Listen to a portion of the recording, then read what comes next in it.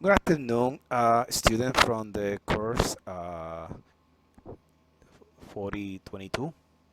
And today we're going to be talking about those particular cases in where we run out of Arduino output pins, what we could do. And one of the idea that we discussed with few students a few days ago was to use the chief register 74HC595. So today we're going to be discussing a little bit about how with only 3 lines, as you can see here between the Arduino and the chief register, you can control. Right now I'm showing here 8 LEDs, but you certainly, if you add another 595, you can add another 8 LEDs and so forth, but still maintain the 3 lines here only. And that's pretty interesting because with 3 lines you can control 24 LEDs and so forth, 32 and so forth. So uh, I mean, it's just limited basically by how complicated the obviously the wiring get on the breadboard, because as you add more of this line, it's get very hectic, the area and the space. Even at a simulation level, it eventually get to a point that it's hard to add another wire between connection A and B and so forth. But so far, I mean, for A LEDs, it's straightforward. For if I try to add another of these, then I will have to use another type of breadboard. But certainly you can control up to 24. I would say it's doable. 32 just does start to become a little bit complicated unless you have a big, large breadboard that things can be kind of spread, nicely. The important thing is that you only use 3 lines from the Arduino, so you can do with the other stuff that you want. Again, this comes from the fact that some students would like to expand the use of the Arduino to control more things, and this is the way, kind of nice way to do it, using the chief register 595. So today I will explain how you will use that. So let's see if this moves to the next one. Thumbnail here. Oh, there we go. So this is a picture of the Arduino, and you have about 14 output pins, but we know that pin 0 and pin 1 are used for other stuff like communication, and we don't mess with those. So basically we have 12 pins. Out of 12 pins you run out of, so that's maximum that you can control, about 12 LEDs. If you want to control more, then you are in trouble. You have to do something else. So that's where the chief register come handy. And the idea is this. Like for example, there's a nice article in learningabout.electronic.com where this come from. You can take a look at that article, but basically the important part here is show the pin out, the output pins, or the description of the pin for the 595, and it start with QA up to QB. All these pins are the output to control the LEDs, so they will connect to the anode of the LEDs, because you will power the LED through the chief register. Now there's a bunch of other pins. I mean, ground is ground, VCC is 5 volts. Now the part that becomes a little bit more complicated is what are the control line. This 14 is the input serial data. Remember, this chief register is like you are doing is converting a serial data into parallel data, so that after 8 bits count on the clock, you have convert a serial data into parallel to power LEDs according to the serial data that you want, that you kind of latch in, right? So there's a couple of pins here that are very important and that we need to discuss them. For example, output enable must be, I mean, the way we will show to you, we ground this pin quickly. We put that to ground, okay? And that makes life easy. This pin is the one that will put the information that we want to convey into the LEDs, okay? Pin 12 is the clock, and this is the one that keep, every time you touch this one, it kind of move eventually the data that you have in pin 14 into the internal register of the 595. When you have done the movement of 8 bits of information, then you latch the information, and that you do that with bit 12, which is the latch. And when you latch the information, then the information will be shown at the output pins as shown here. So there are other pins here that are worth to discuss, like for example, what is this pin 10? Well, this pin 10 is active low. Every time you see something like a line above the name, meaning that it's active, you put this to ground, the system will be on the clear mode. It will not care about anything. So this, in order for the shift register to work, this pin number 10 should be basically tied up to a 5-volt through a pull-up resistor. See, that's how it worked on chip. Now that's 10. What else I have here to discuss? QH. Here's the nice thing. QH is after 8 bits, you just keep clocking, and you have another of this guy. So that means this guy will go to the next shift register, and so forth.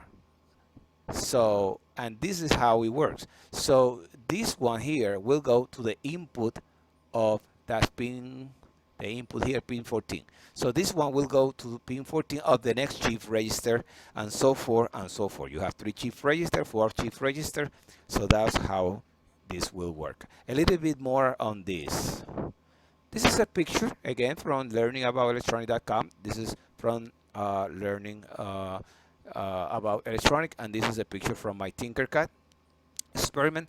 This is my simulation of something similar to this.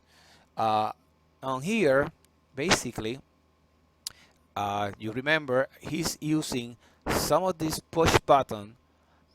I will say they are in the pull down state, because that's the way you see the resistor here, and they are tied to ground. So, but when you touch them, when you push or complete the circuit with a 5-volt, you drive some of these pin to high when you touch them. I'm doing the same here, but using, you know, switches instead of push button. It's kind of hard in Tinkercad if you use push button instead of rock solid switch. You can see better what's happening. Like for example, this switch is on. You see LED there. You don't have to press with the mouse to see the LED. How about this one? This one is on. You see the LED on. How about this one is off? You see the LED off. So these 3 switches are basically, this is the clock. Every time you turn this one on, you are clocking whatever information is here at that time into the shift register. When you have done this 8 times, then when you press this one, that's latch the information. So this is basically clock, latching data, clear the register. This one is active low. When you push this on, so it will drive. This is the pull-up resistor, but that pin right there, which is the clear, when you engage on this one on, then it will read right to low, and that will be sort of like an active state, and meanings that the 595 will not care about anything, basically, in that mode. All right, so that's basically the idea. This here, this is the LED, the most significant LED, which is tied to QH. The most significant LED is this one here, this one here, and so you can see this LED here, which is on this side. That's the less significant digit, which is this one, which is tied through here, through this blue line, which goes to the anode of this LED, which is basically this pin here, which is exactly pin 15. So what you have here in Tinkercad is sort of like a little bit of rearrangement he published here on that web page. I definitely changed the resistor. I put the proper resistor here, because if you use 220, that will consume too much milliamps from this guy, and that's not good. All right, let's see anything else that I should add here. This data that is here is 100100111 is exactly what you see here. 1 as on, 0 0, that's off, 1 is on, off off, and then on. So that's how it goes. All right, that will do. Basically, what the chief register will do for you is convert a serial data into parallel to kind of a control uh, A lines, basically. Again, with only 3. This I don't even implement this on the Arduino. I keep with I work with only these 3 lines right here, and that's basically it. Let's see what else we have here. So this is sort of like a simulation. Well, more like an idea of what's happening. Every time, here is the clock, and here's your data. The data could be 0 and 1, and here's your clock. Every time you clock 8 times, you have a latch. And when you latch, then the light turn the way are in the chief register due to the clock. I can chop this off, and you can see what's happening. I mean, it's just a simulation. We can stay here forever, but I'd rather do the simulation in Tinkercad so you see it better. Let's see. This is when you have more chief register and you want to control, like, for example, 24 lines. So 24 lines, as you can see here, don't follow the numbers. The numbers are only for, the position, I would say. The numbers are okay. For example, the maximum here, QH, goes to the serial data of the next chief register, and so forth. When you go to the maximum on the clock here, you go to the next, and to the next, and to the next, and you keep adding. You see, you can add as many chief register as your breadboard allows. Okay, we are ready to do some simulation. Let's do some simulation. All right, so here we are, partial construction of the project using the chief register 595.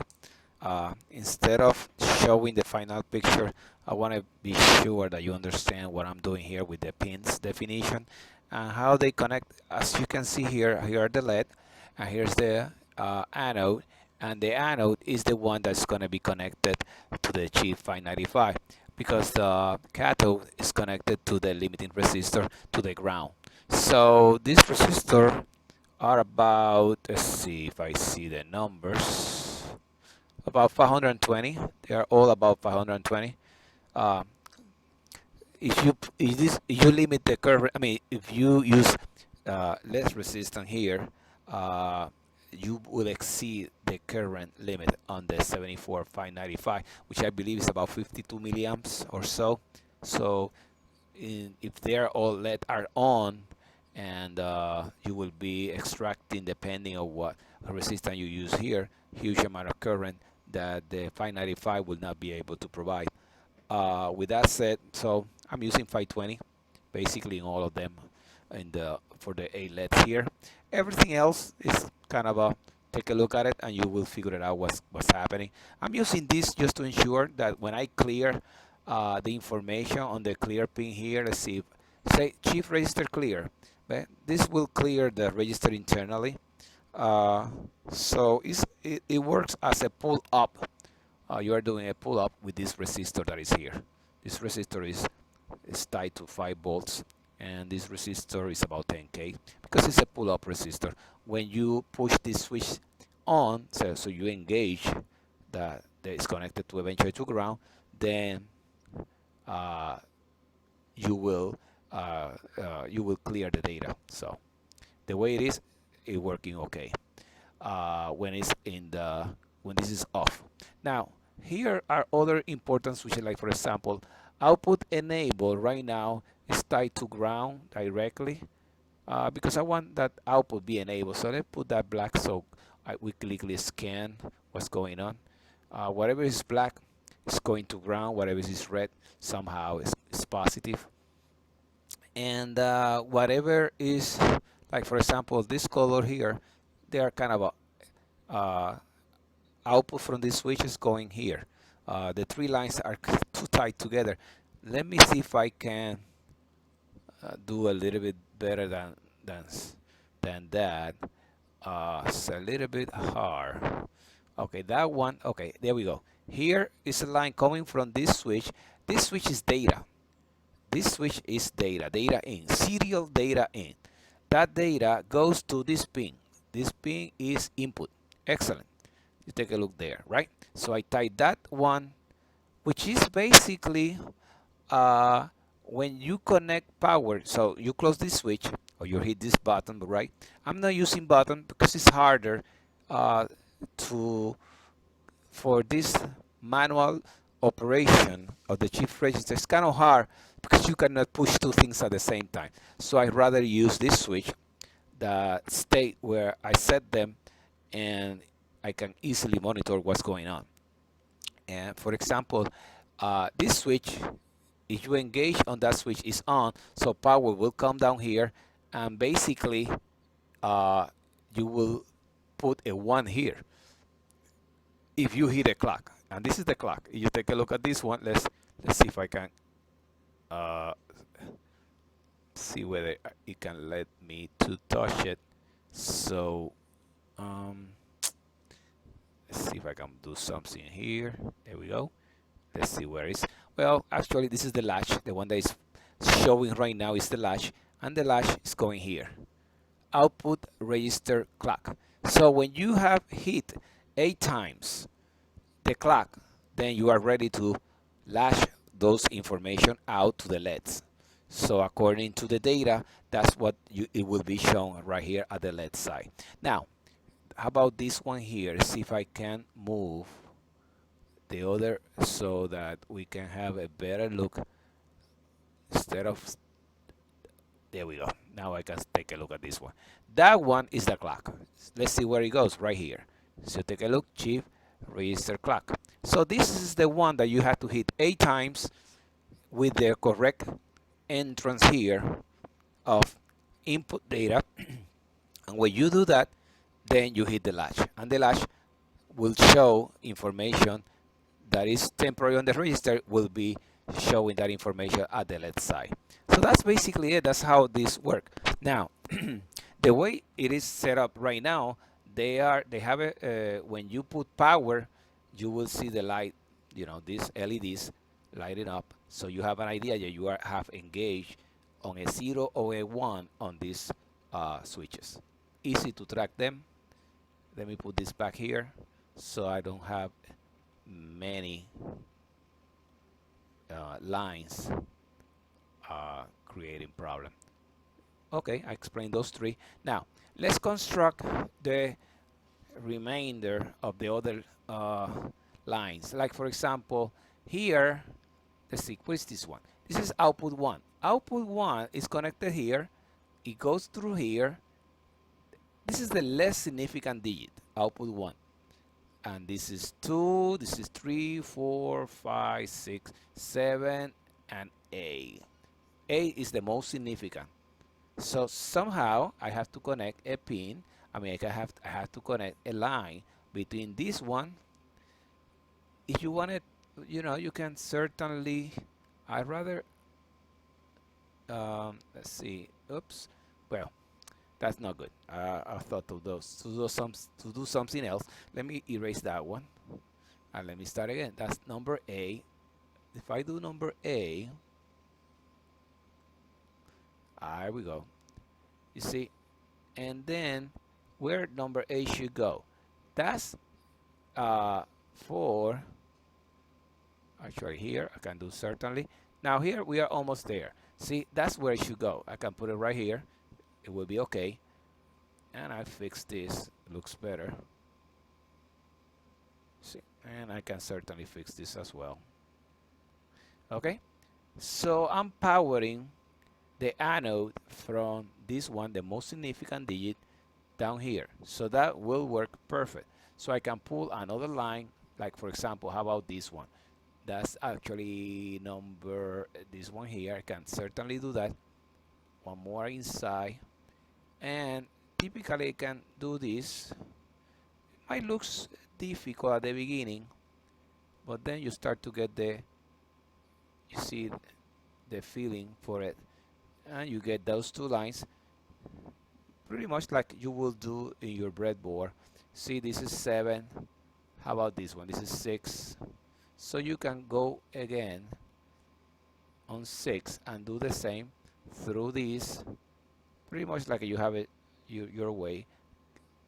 Turn around, hit it somewhere here that doesn't get into it, and get to the, not this one, but the other one here, that way. See, you are going to the anode because these are output. So now we got them 5. I do the same.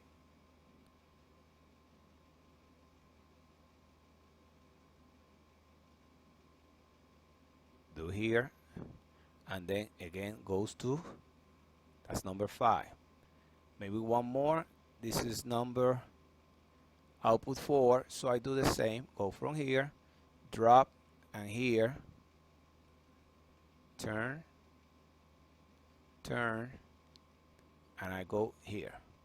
See, 3 more to go and finish this. So here is output 4, output 3. So I hit any of these. Can do a little bit better.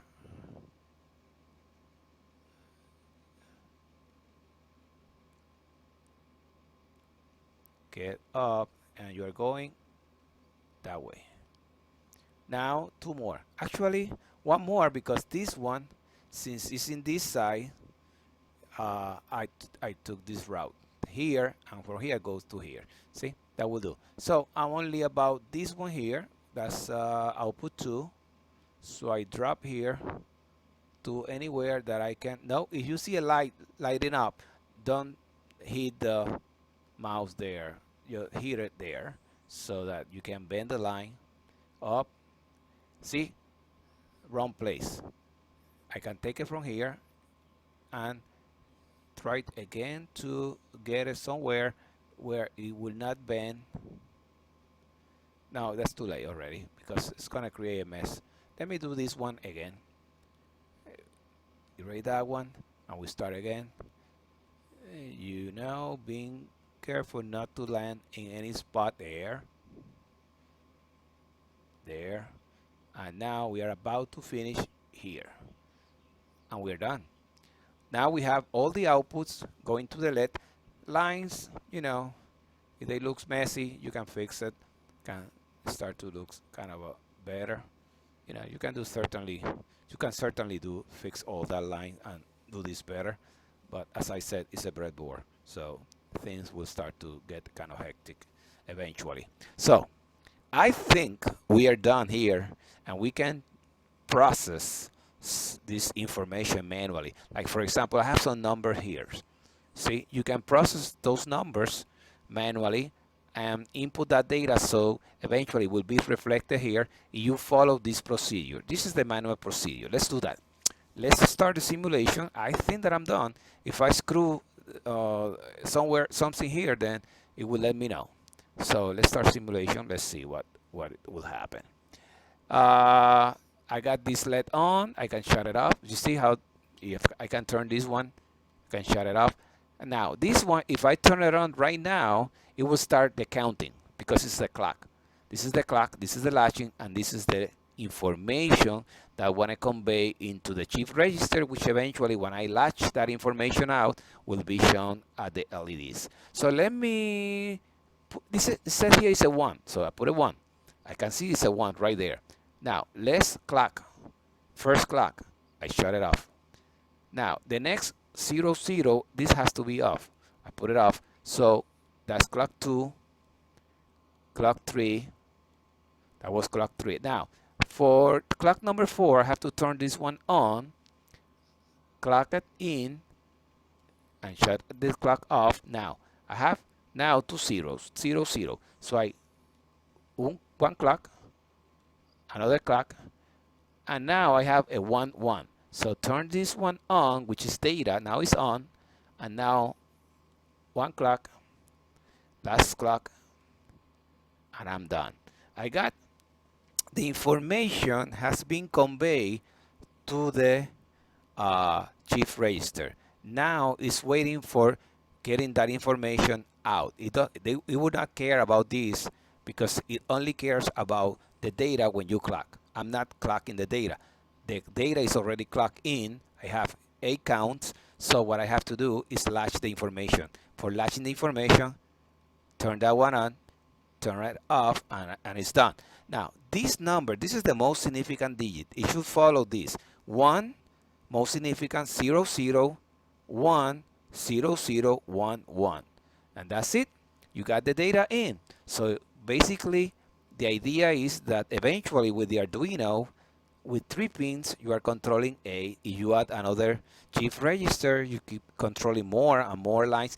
Always, always with the 3 pins. And that's the power, how powerful is if when you start to use the 595 on your projects to control more output lines. One more. Let's do one more. Let's do this one. So it's 1, 1, 1, 0, 0, 0. This is easy because that's already a 1 there. I can shut it off. It doesn't matter. You can do whatever you want with it. The important thing is that now it's a 1.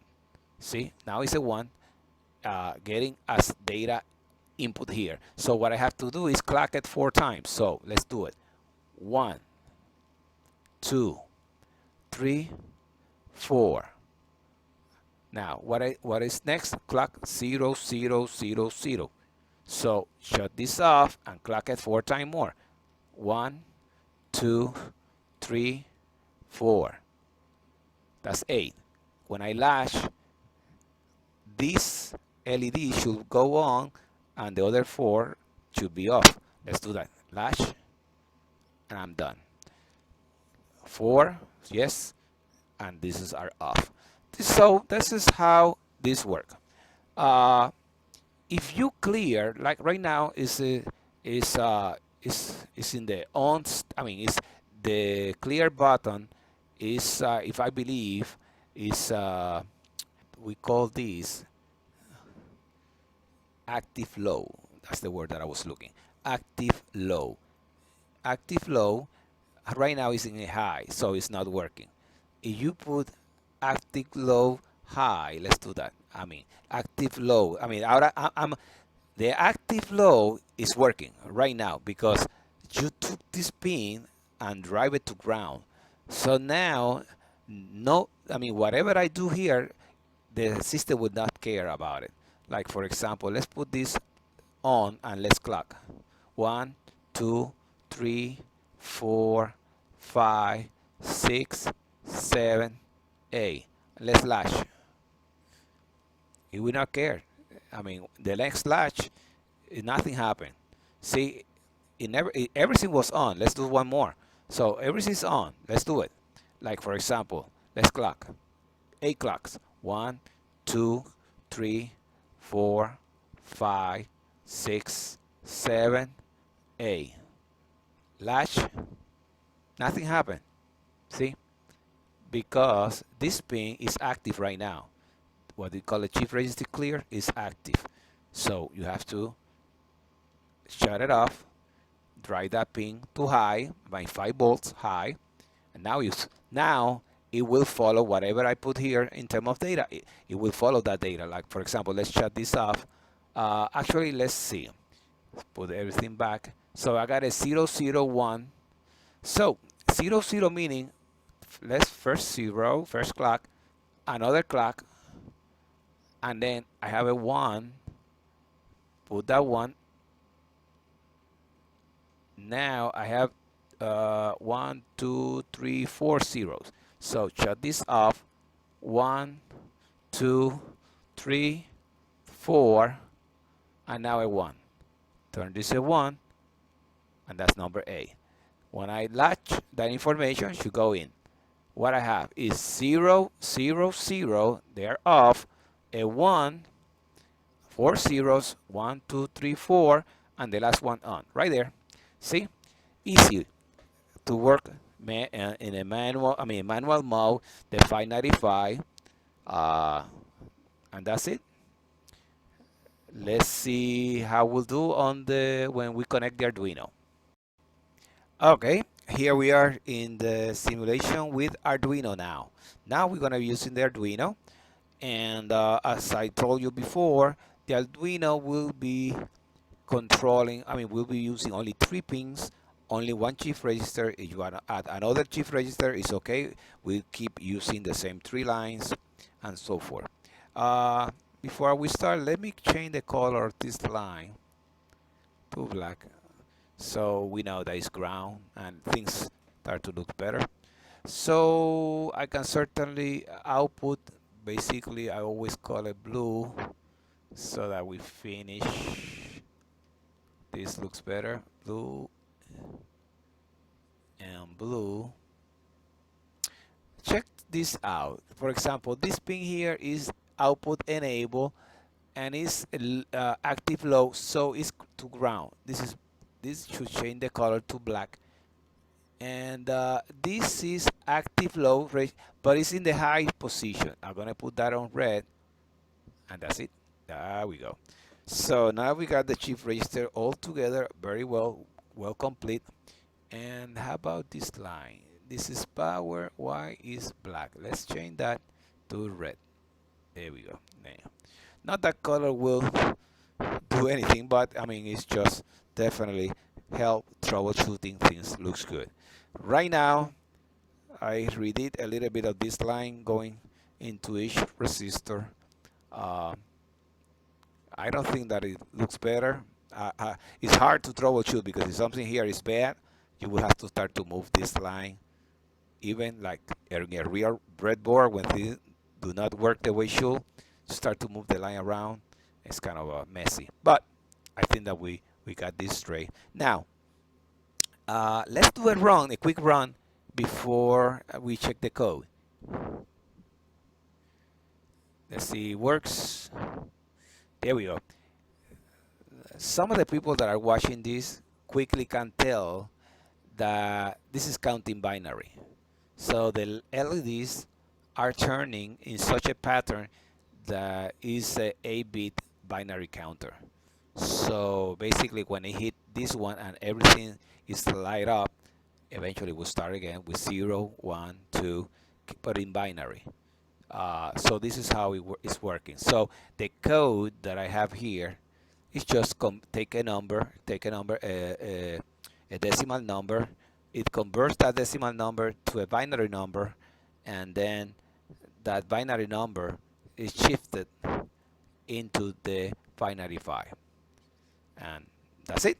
Nothing to it. Very straightforward. So right now it's a binary counter. So with that said, let's do one more. When they yeah, there we go. Let's do it was kind of fast. Let's review the code. Actually, before we review the code, I'm gonna slow it down. You see, because here's the issue. The delay is 200. Let's increase that delay to 1 second. That would look a lot better. And start simulation. So let's close the code. And now that's a 1, that's a 2, that's a 3. You can count. That's a 4, that's a 5, that's a 6, that's a 8, and that's, oh, there we go. Yeah. Then now we move to here. So even at 1 second, it's kind of hard to follow up. But you got the idea. It's a binary counter, and that's it. But I'm controlling 8 LEDs with only 3 pins. I can control more. If I add another shift register. Stop simulation. Let's go to the code, and we call it for today. So code. The code, let's see, is as simple as it can be. I'm using bit data as an array of A because it's 8 bits. There's some integer here that I use here and there, but I don't care. In the voice setup, 2, 3, and 4 are output pins. I have this here momentarily for troubleshooting. Definitely it can be deleted, no big deal. But here is the big deal. Here is where I generate the decimal number from 0 to 255, and then I call the subroutine binary number. So it takes the argument of J and put it in bit number, and bit number is a subroutine, and I'm sometimes printing this. Be careful here. It's interesting. I discovered something, that particularly the serial print with carriage return, the one that has an LN here. When you do that, in the middle of all this, it messed up the array, and it messed up somehow. It affects somehow this serial print has a profound effect on other stuff within the Arduino. So you want to use that very, you know, carefully. Particularly the serial print LN. If I add that just for the fun of it, let's say that I add serial print LN here or anywhere on my code. Let's see, I only add that, you saw it. Let's start simulation and see what happened. Nothing happened. You see how things got crazy? Nothing happened. Nothing kind of I don't know.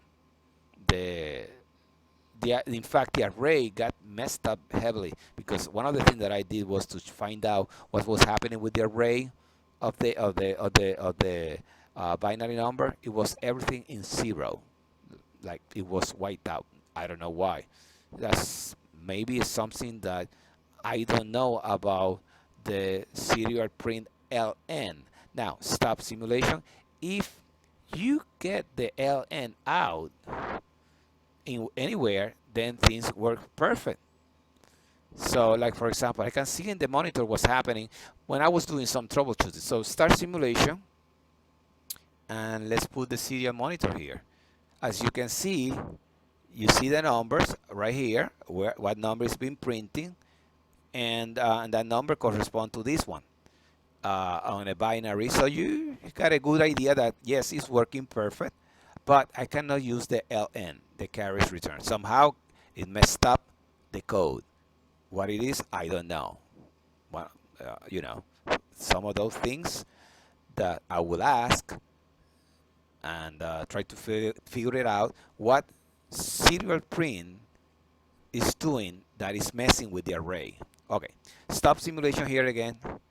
Now that's sort of like things that happen. You have to be, so that's why you always have to validate your code and find out what's going on with every calculation, so it is the way it is. For me, doing that requires a bunch of serial print. When I use the serial print with carriage return, then I was chasing a wild goose because the serial print LN was driving me to a place no man had gone before, and I was baffled for a little while until I decided that enough was enough. So I shut the serial print. I start to believe on my code that was perfect, and therefore it was perfect. It was just the serial print that was messing with it. Actually, trying to look for a problem, yes, and I found a problem, right? But not related to my code, but related to something else. But I discovered that in the kind of a weird fashion. Anyway, so here is the story. So and this is the important part. Let's separate this from the rest. Bit data is an array of 8 bits. That array is the binary number. That binary number is simple as this. There's a very short way to do this. You take a number, and that number is break in pieces.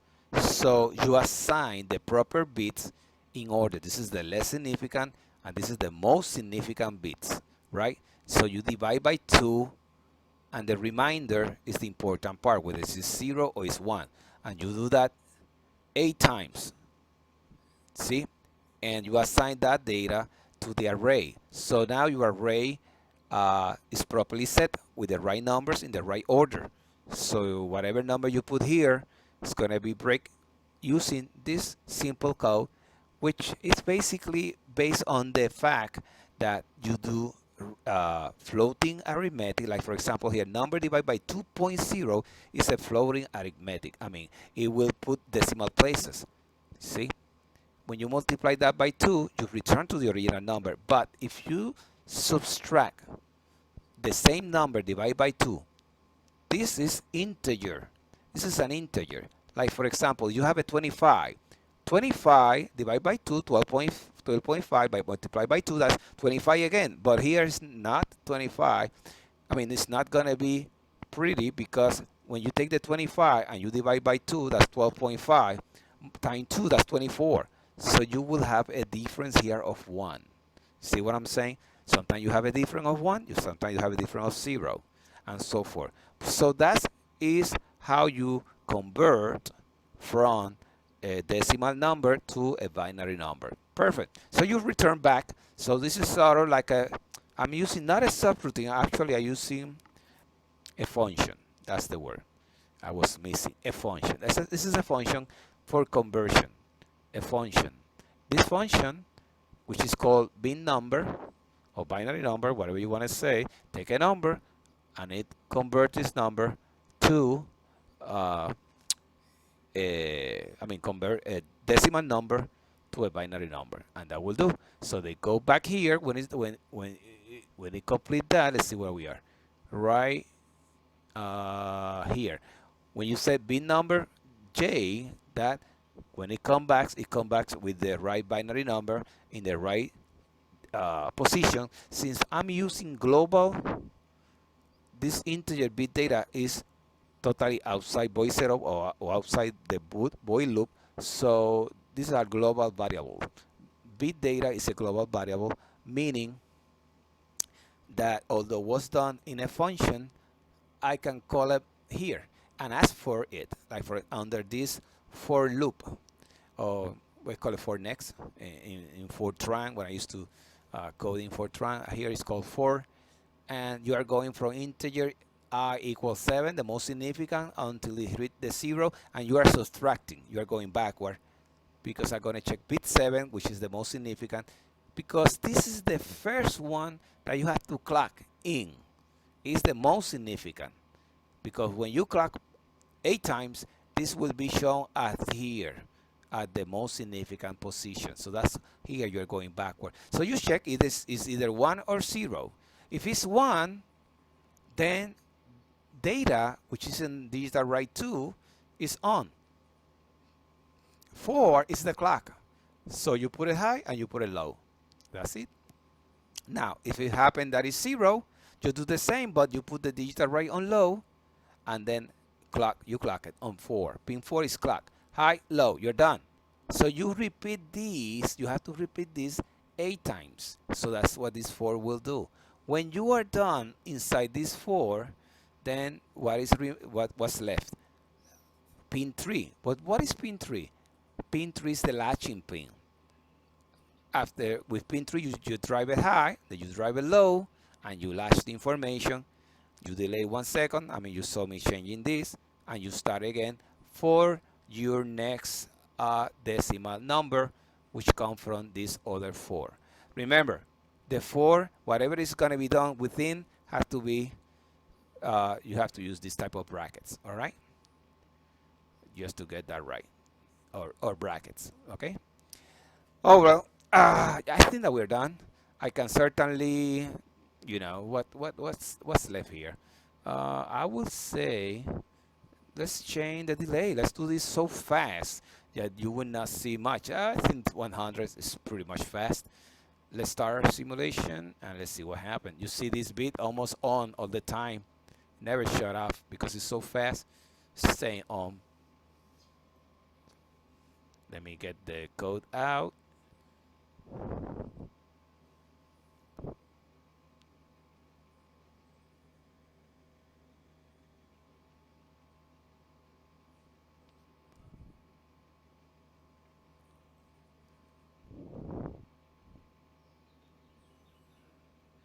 Well, I think that we have more than enough. Again, thank you for your attention, and remember, if you want to add more output to the Arduino, this is a way to go. Using the 595.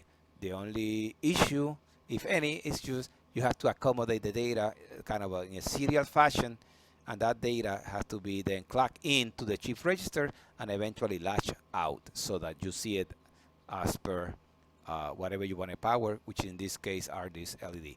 The other thing is, remember that this has some constraint on the amount of power that it can deliver. So that's it. Have a nice afternoon. Thank you. Bye.